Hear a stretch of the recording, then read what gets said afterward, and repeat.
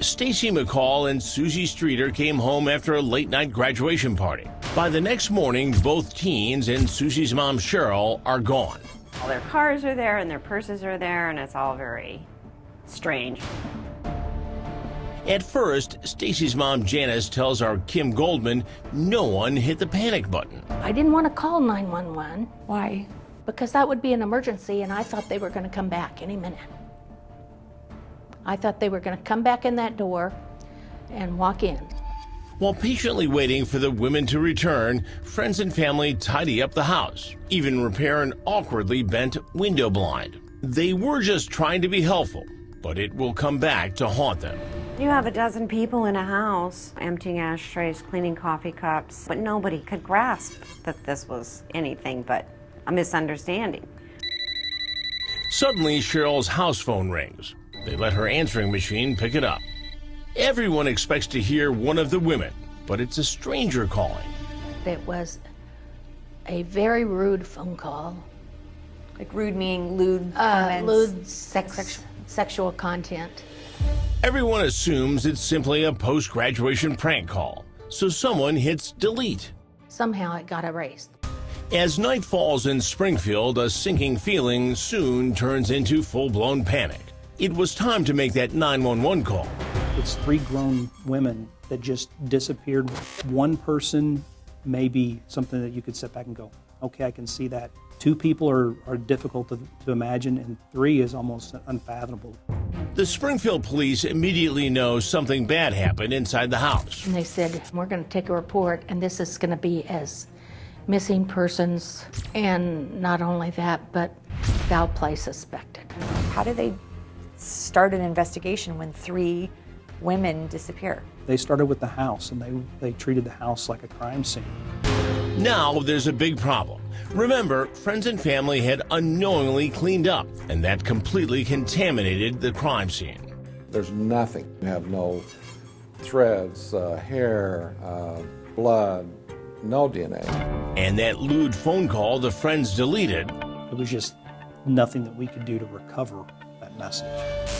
So police dig deeper into the background of the women and find something odd on a bookshelf in Susie's room. Turned out there were a lot of things about devil worship, satanic things that she was looking into.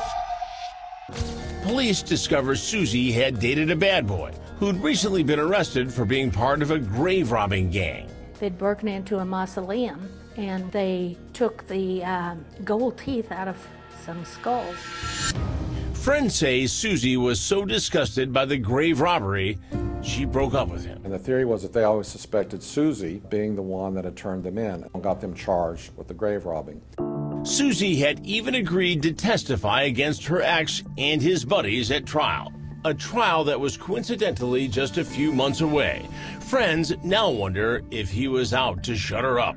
That raised an issue, and if they got mad at her, did they get sufficiently mad to actually try to kidnap her and kill her? The Springfield police tracked down the young men. They deny any involvement.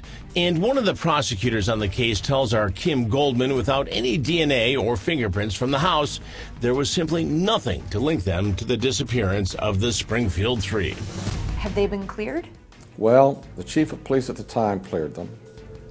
Some of us do not believe they should be cleared. 2 tortuous weeks pass. Still no word from Susie, Stacy, or Sherrill. Just as hope is fading, cops get a much-needed break. A person called in, said she thought she saw Susie Streeter, or a person looking like Susie, driving the van. The woman says she saw Susie the morning she went missing, driving an older model avocado green panel van like this one. The van was seen 2 miles away from where Sherrill Levitt's house was.